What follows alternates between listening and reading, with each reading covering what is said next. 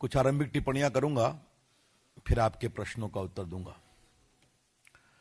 कल कांग्रेस पार्टी महामहिम राष्ट्रपति जी के यहां गई थी और हमें राजधर्म के बारे में बताया जा रहा है। तो आज मुझे राजधर्म के बारे में कांग्रेस पार्टी और सोनिया जी से कुछ सवाल करने हैं। सोनिया जी, पहली बात आप ये बताइए कि जो पाकिस्तान, बांग्लादेश, अफगानिस्तान के विस्थापित हैं, जिनको उनकी आस्था के कारण प्रताड़ित किया जा रहा है, उसको लेकर आपकी पार्टी की एक सोच रही है। वो सोच क्या थी? नेहरू जी, गांधी जी, सरदार पटेल, राजेंद्र बाबू तो अपनी जगह पर हैं। आपके नेताओं ने भी बार बार खुलकर स्टैंड लिया था। इंदिरा जी ने युगांडा के विस्थापितों को मदद की थी इदी अमीन के समय। राजीव गांधी ने तमिल लोगों को मदद किया था श्रीलंका की समस्या के समय। ठीक काम किया था। मनमोहन सिंह ने विपक्ष में तत्कालीन उप प्रधानमंत्री अडवाणी जी से आग्रह किया था राज्यसभा में, वो सब वीडियो आपके सामने में है, कि नागरिकता मिलनी चाहिए। और हमारे जो अशोक गहलोत हैं, वो तो शिवराज पाटिल को भी पत्र लिखते थे कि नागरिकता मिलनी चाहिए। उन्होंने मुख्यमंत्री के रूप में अडवाणी जी को पत्र में लिखा कि नागरिकता मिलनी चाहिए। तो अपनी सरकार के गृह मंत्री को लिखा और हमारी सरकार के गृह मंत्री को लिखा कि नागरिकता मिलनी चाहिए। तरुण गोगोई ने किया। तो ये कौन सा राजधर्म है कि आज सब पलट गए? आपको सोनिया जी इसका जवाब देना पड़ेगा। क्या जो मनमोहन सिंह ने सवाल किया था वो गलत था? क्या जो इंदिरा जी ने और राजीव गांधी ने काम किया था वो गलत था श्रीलंका और युगांडा के भारतीयों के विषय में? और आपके मुख्यमंत्री अशोक गहलोत जो बार बार पत्र लिख रहे थे, अडवाणी जी उस समय के उप प्रधानमंत्री, गृह मंत्री और शिवराज पाटिल को, तो क्या ये गलत था? ये कौन सा राजधर्म है, ये हम जानना चाहते हैं। आपने ये बात उठाई थी, आपने पूरी नहीं की 10 साल में। हमारी सरकार ने पूरा किया उस दायित्व को जो उन आस्था से पीड़ित हिंदू, सिख, बौद्धिस्ट, जैन, पारसी, क्रिश्चियन के बारे में था। और सिर्फ आप यही नहीं करते हैं सोनिया जी, जरा आप अपनी टिप्पणियों को देखिए। रामलीला ग्राउंड में आपने क्या कहा था? अब इस पार और उस पार फैसला लेना है। सोनिया गांधी जी, मैं आपके वक्तव्य को याद दिला रहा हूं। सीए और बाकी आर्थिक मामले पर आपकी रैली थी रामलीला ग्राउंड में और आपने कहा इस पार और उस पार की लड़ाई होगी। यह कौन सी भाषा है? यह उत्तेजना नहीं है तो क्या है? इस पार और उस पार का मतलब है संवैधानिक रास्ते से अलग। पूरा सीए संवैधानिक मर्यादा के अनुसार हुआ था ना। दोनों सदनों में बहस हुई, दिन भर बहस हुई, हर क्लॉज पर वोटिंग हुई। देश ने बहस को देखा। आपने भी अतीत में इस मांग का समर्थन किया और अब आप कहती हैं इस पार या उस पार। यह कौन सा राजधर्म है सोनिया जी? ये आपने लोगों में उत्तेजना क्यों फैलाई, ये हम जानना चाहते हैं। अब राजधर्म पर दूसरा सवाल करना है मुझे कांग्रेस से।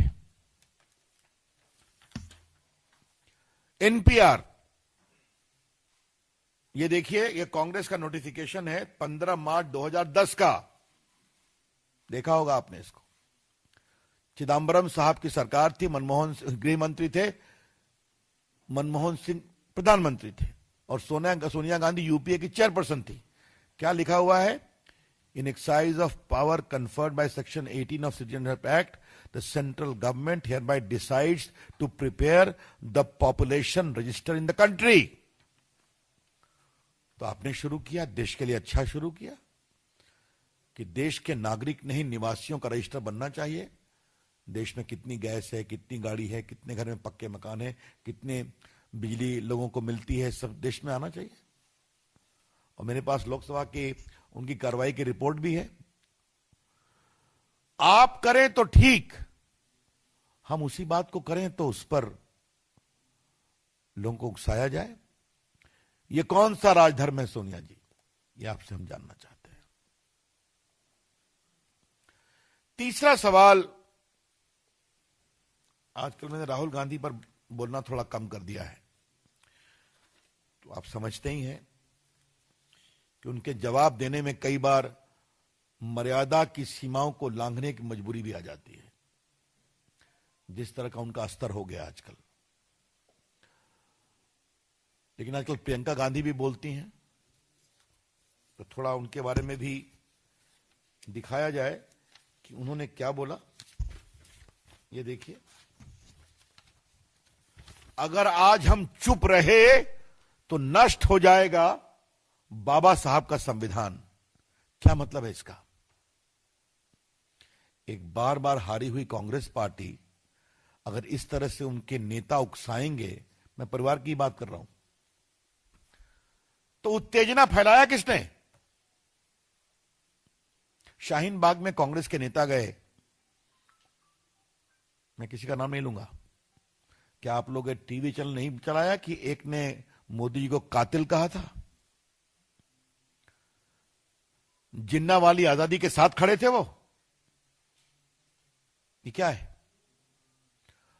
और सोनिया जी, मुझे आपके राजधर्म पर एक सवाल आपसे पूछना है कि जब शाहीन बाग में बच्चों को प्रधानमंत्री के खिलाफ हिंसा के लिए उकसाया जा रहा था, तब भी आप खामोश थी। क्या आपकी पार्टी ने यह भी नहीं कहने की जरूरत समझी कि हम इसका समर्थन नहीं करते हैं? यह है आपका रिकॉर्ड, यह है आपका राजधर्म। Shrimati Sonia Gandhi, please don't preach us Rajdharma. Your record is full of rapid violation, twists and turns for plain and simple vote bank politics. तो अपने राजधर्म के आईने में अपना चेहरा देखे कांग्रेस पार्टी, हमें ना बताया जाए। देखिए मित्रों, आज ये बोलने का समय नहीं था। दिल्ली में शांति होनी चाहिए, हम सबों की कोशिश होनी चाहिए वहां शांति हो। प्रधानमंत्री ने अपील किया, आपने देखा होगा, दो बार अपील किया। अमित शाह जी ने हर पार्टी की बैठक बुलाई, दिल्ली के मुख्यमंत्री भी आए। दिल्ली में नहीं होना चाहिए था। काफी लोगों ने उत्तेजना पैदा की, उकसाया, किसके छत से क्या तेजाब मिल रहा है और क्या क्या पेट्रोल बम मिल रहा है, आप टीवी पर दिखा रहे हैं आप। लेकिन अभी का काम शांति का था ना, सद्भाव का था ना, कि अभी हम राजनीति नहीं करेंगे, दिल्ली में शांति चाहिए। तो राजधर्म के नाम पर देश में उत्तेजना फैलाने की कोशिश की जा रही है, यह ठीक नहीं है। कांग्रेस पार्टी के रिकॉर्ड के बारे में हमें बहुत कुछ बोलना है और बहुत कुछ बोला भी जाएगा।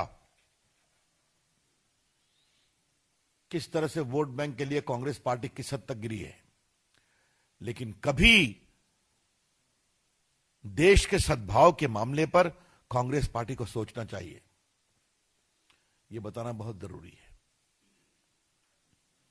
कांग्रेस पार्टी की ओर से एक बात कही गई कि आसाम को तोड़ने की बात की जा रही थी, कि कांग्रेस पार्टी की ओर से एक बात कही गई कि जिस तरह से उत्तेजना की बातें की जा रही थी वो गलत है, कि हिंदू मुसलमान का हिसाब हो रहा था। मैं जानकर के इंडिविजुअल किसी समाज के नेताओं की बात ही नहीं कर रहा हूं। आज मेरे सवाल कांग्रेस पार्टी से हैं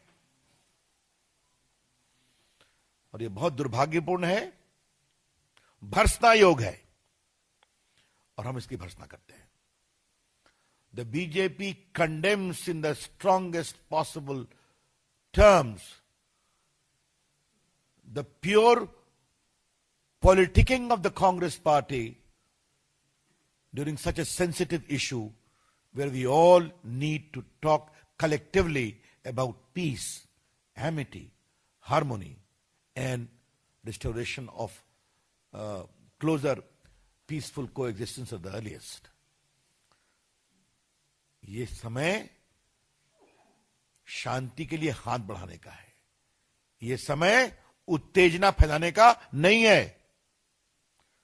लेकिन कांग्रेस पार्टी का स्वर जो दिसंबर में आर पार का था, वही स्वर आज तक है। और उसका कारण एकमात्र है, कांग्रेस अपनी हार नहीं भूल पाती। और जब भी मौका मिलता है तो परिवार हित, उसके ऊपर पार्टी हित, फिर कभी दूर से देश हित, ये उनकी सोच है। ये सोच ठीक नहीं है। तो मुझे लगा कि आज इसको विस्तार से बता दिया जाए। जहां तक बाकी सवाल है, वहां शांति की दिशा में काफी आगे कार्रवाई हुई है। हम लोग को भी संतोष है, हिंसा बंद हो गई है। आप लोगों ने भी जिस तरह से चीजों को रखा है, तनाव को कम करने में उससे एक सहयोग मिला है। लेकिन हां, हमारे पास देश के कई गुणी पत्रकारों के भी ट्वीट्स हैं, उस पर चर्चा कभी होगी। उस ट्वीट से क्या संदेश निकलता है, ये कभी चर्चा करना पड़ेगा। वो विषय आज का नहीं है। अगर शांति होनी चाहिए तो ये सबों का प्रयास होना चाहिए। Thank you friends, that's all from me.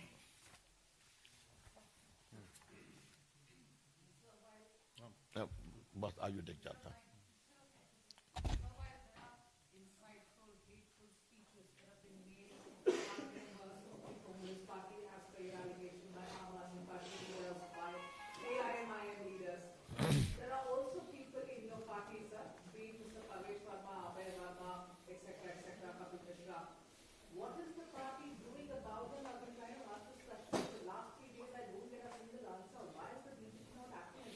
I think on your channel, the distinguished Home Minister clarified this position very clearly. Okay? Yes. I only want you to recall, the party has clarified its position very clearly.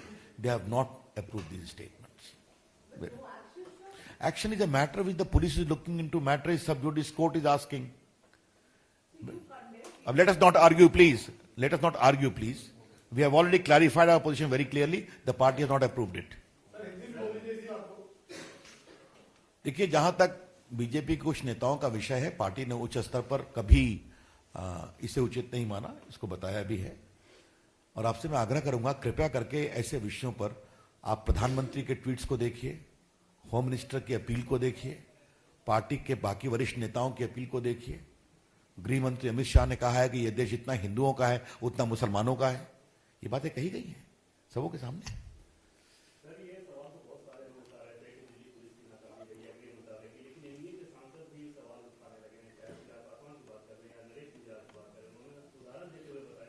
उनकी कोई शंका होगी, उसका समाधान किया जाएगा, बातचीत की जाएगी।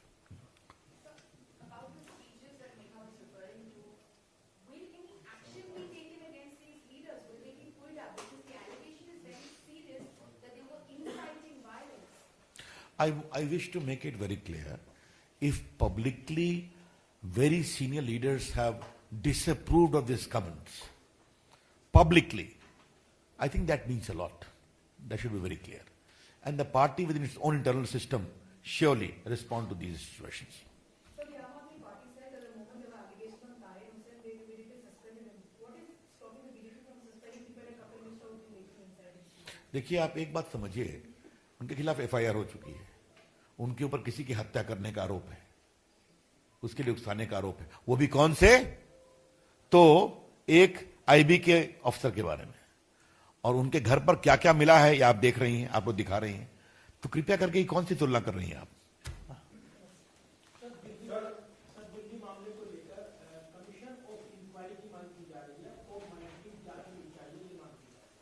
देखिए, ऐसा है, ये विषय ऐसा है कि ऑलरेडी SIT बन चुकी और अभी सारे कॉन्स्पिरेसी एंगल की जांच करने के लिए। लेकिन ये विषय ऐसा है जिस पर थोड़ी संवेदनशीलता की आवश्यकता है। अभी का विषय है, जल्दी शांति होनी चाहिए, सद्भाव होना चाहिए। रवि जी, ऐसा लगा कि जो 3 दिन तक हिंसा होती रही दिल्ली में, राष्ट्रपति ट्रंप यहाँ पर आए थे, लेकिन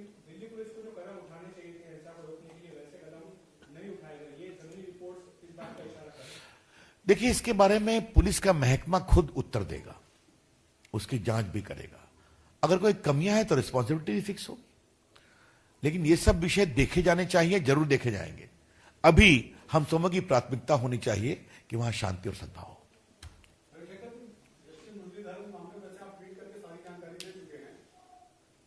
You asking some question? NDTV? Lot of questions. All right. Go ahead. Three, four issues. I mean, ask only one issue, whatever is best for you. You can ask one question. The basic point is about Justice Muralidhar's transfer, which he pointed out, and we've seen it back and forth.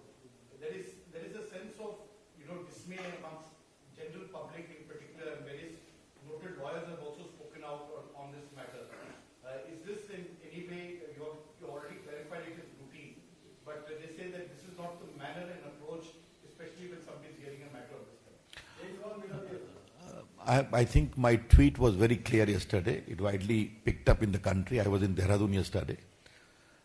Normally, in my party press conference, I don't take up issues with regard to my professional obligation as a minister. But since you have asked this publicly, let me clarify. As I had stated earlier, on 12th of February, the Supreme Court Collegium, headed by the Chief Justice of India, has recommended the transfer not only of the judge in question of Delhi, but some other judges. And as per the routine of transfer, the consultation with the Chief Justice where he is going, and the consent of the judge concerned is also taken. All these requirements were properly complied with. Therefore, the judge who was hearing the matter has already consented to its transfer. It was a part of the process. Therefore, nothing more needs to be done, and by the same process, dozens and dozens of judges have been transferred. And I wish to, since you have asked this question, I wish to clarify that this government is led by Narendra Modi, Rajnath Singh, Defense Minister, Ravi Shankar Prasad, the Law Minister, and late Arun Jaitley, Sushma Swaraj, and many others who have fought against emergency. And in that emergency, we have fought for three freedom: individual freedom, judicial freedom, and freedom of media. We have suffered lathi blows, gone to jail. Therefore, our commitment to these freedom have been fundamentals. When those who are asking us questions, we are supporting supersession. ये भी जानना बहुत जरूरी है। देखिए, जहां तक मैं किसी जज का नाम नहीं लूंगा, हाईकोर्ट के माननीय न्यायाधीशों के स्थानांतरण की प्रक्रिया बहुत ही स्थापित है। इस मामले में 12 फरवरी 2020 को सुप्रीम कोर्ट के कॉलेजियम ने माननीय चीफ जस्टिस ऑफ इंडिया की अध्यक्षता में दिल्ली के एक न्यायाधीश, माननीय न्यायाधीश, और 2 अन्य के स्थानांतरण की अनुशंसा की थी। और प्रक्रिया के अनुसार स्थानांतरण की अनुशंसा के साथ साथ उनकी सहमति भी ली जाती है, कंसेंट। और जहां वो जाते हैं वहां के मुख्य न्यायाधीश की सहमति ली जाती है। तो उसके आधार पर यह निर्णय हुआ, और किसी केस की सुनवाई से इसका कोई संबंध नहीं है। उसके पहले ही अनुशंसा थी और सहमति थी। तो मेरे ख्याल में इसको ध्यान रखना चाहिए, और इसी प्रक्रिया के अनुपालन में दर्जनों माननीय न्यायाधीशों का स्थानांतरण हुआ है। मैं एक बात और स्पष्ट करना चाहूंगा, हमारी सरकार, प्रधानमंत्री नरेंद्र मोदी जी, रक्षा मंत्री माननीय राजनाथ सिंह जी, कानून मंत्री मैं स्वयं, स्वर्गीय सुषमा स्वराज, स्वर्गीय अरुण जेटली, ऐसे कई नेता रहे हैं जिन्होंने इमरजेंसी के खिलाफ संघर्ष किया है, जेल के अंदर अंडरग्राउंड रहकर लाठियां खाई हैं, जेल गए, और वहां हमने 3 आजादी के लिए संघर्ष किया था: व्यक्तिगत आजादी, न्यायपालिका की आजादी और मीडिया की आजादी। तो कृपया करके हमें वो पाठ न पढ़ाएं कि जिस समय कांग्रेस की सरकार सुप्रीम कोर्ट के न्यायाधीशों को सुपरसीड कर रही थी तो वो तालियां बजा रहे थे। कृपया करके हमें नसीहत न दें। acting. Home Minister not acting in terms of the Delhi rights. We totally disagree with your insinuation of that. The Home Minister has been very, very proactive from day one. So because you mentioned the process right now. Because you come from Bihar Assembly on 25th. Yes. Batao. Because you mentioned the whole process as to how the transfer happens, the one question that is being raised, aside from the fact that it was approved, recommended by the Committee on Feb 12, was about there not being a date of transfer per se on any of the transfer orders. Usually a week or 10 days time is given. It seems very immediate. That is entirely their discretion. There is no legal sanction for that. But we leave. It is entirely up to them.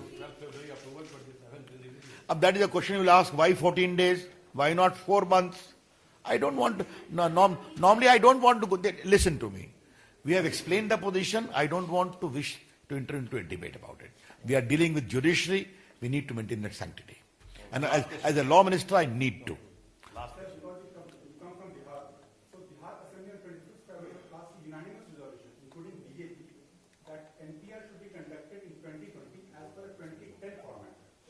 So what is the census? These parameters are question of dialogue between the Registrar General of Census and the administration. I need not come there. I'm the Home Ministry in particular. They've already explained. Many times they have also stated that there will be no compulsion for any particular document. Let's leave it there. क्या विद्युत कोई विद्युता भरा सवाल तो आएगा ही. बताइए साहब क्या है. सर आपने शांति की अपील की और शांति बनाए की बात कर ली कि 3 मार्च को एक बार फिर से सीए और एनआरसी के खिलाफ दिल्ली मार्च करने की बात कही जा रही है, अपील की जा रही है मस्जिदों से. आपने लगा कि शाहीन बाग एक तहरीके चौक बन गई है, उसको सरकार हटा नहीं पा रही है और इस तरह के मार्च दिल्ली में माहौल और खराब. आपके इस असेसमेंट से हम एग्री नहीं करते हैं. हमारी पूरी कोशिश जारी है और किसी को भी कानून तोड़ने का अधिकार नहीं दिया जाएगा. धन्यवाद.